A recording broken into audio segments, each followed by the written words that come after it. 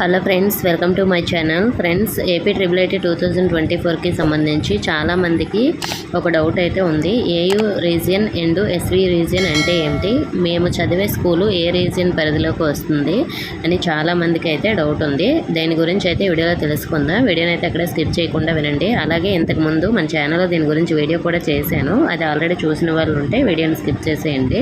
Friends, మీరు ఏ స్కూల్లో చదివారో ఆ స్కూలు ఏ జిల్లా పరిధిలో ఉందో దీన్ని బట్టి మీరు ఏయూ రీజియనా ఎస్వి రీజియనా అనేది తెలుసుకోండి. నేను ఇప్పుడు కొన్ని జిల్లాల పేర్లు చెప్తాను, అవి ఏ రీజియన్ పరిధిలోకి వస్తాయో చెప్తాను. మీరు క్లియర్గా వినండి. నేను ఇప్పుడు ఓల్డ్ డిస్ట్రిక్ట్ నేమ్స్ అయితే చెప్తాను.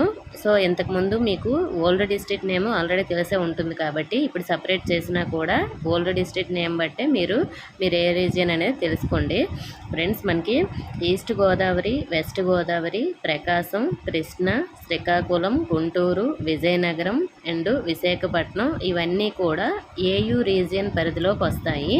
సో అంటే ఇప్పుడు మీరు సపరేట్ చేసినా కూడా, ఫర్ ఎగ్జాంపుల్కి విజయనగరం ఇంతకుముందు డిస్ట్రిక్ట్ అనేది ఇప్పుడు మనకి పార్వతీపురం, విజయనగరం ఇలా రెండు సపరేట్ అయ్యాయి. కానీ ఇప్పుడు మీరు పార్వతీపురం స్కూల్లో చదివినా, విజయనగరం స్కూల్లో చదివినా కూడా ఏయూ రీజియన్ పరిధిలోకి వస్తారు. కాబట్టి మీ ఓల్డ్ డిస్ట్రిక్ట్ ఏదో ఇంతకుముందు మీకు గుర్తే ఉండుంటుంది కాబట్టి నేను ఇప్పుడు చెప్పినవన్నీ ఏయూ రీజియన్ పరిధిలోకి వస్తాయి. అలాగే మరి ఎస్వి రీజియన్ అంటే ఏంటో ఇప్పుడు చూద్దాం. ఫ్రెండ్స్, ఎస్వి రీజియన్ డిస్ట్రిక్ట్ ఏంటంటే చిత్తూరు, అనంతపురం, కర్నూలు, కడప అండ్ నెల్లూరు ఇవన్నీ కూడా ఎస్వి రీజియన్ పరిధిలోకి వస్తాయి. మీరు ఈ ఓల్డ్ డిస్ట్రిక్ట్ పరంగా చూసుకోండి. ఇక్కడ దగ్గరలో ఉన్న స్కూల్లో చదివిన వాళ్ళందరూ కూడా ఎస్వి రీజియన్ పరిధిలోకి వస్తారు. సో ఇలా అయితే మనకి సపరేట్ చేసి మన సీట్స్ అనేవి మనకి కేటాయిస్తారు.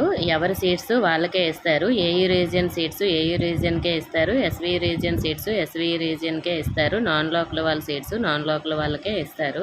కాబట్టి మీ స్కూల్లో ఎక్కడ ఉంది, ఏ జిల్లాలో ఉంది, ఇప్పుడు నేను చెప్పింది ఏ రీజియన్ పరిధిలో ఆ జిల్లా ఉందా అనేది మీరు డిసైడ్ చేసుకోండి. దీనికి సంబంధించి మీకు ఇంకా ఏమైనా డౌట్స్ ఉంటే కామెంట్ చేయండి. ఇన్ఫర్మేషన్ ఇస్తే వీడియోని తప్పకుండా లైక్ చేసి మీ ఫ్రెండ్స్కి కూడా షేర్ చేయండి. మన ఛానల్ సబ్స్క్రైబ్ చేసుకోండి. Thank you for watching.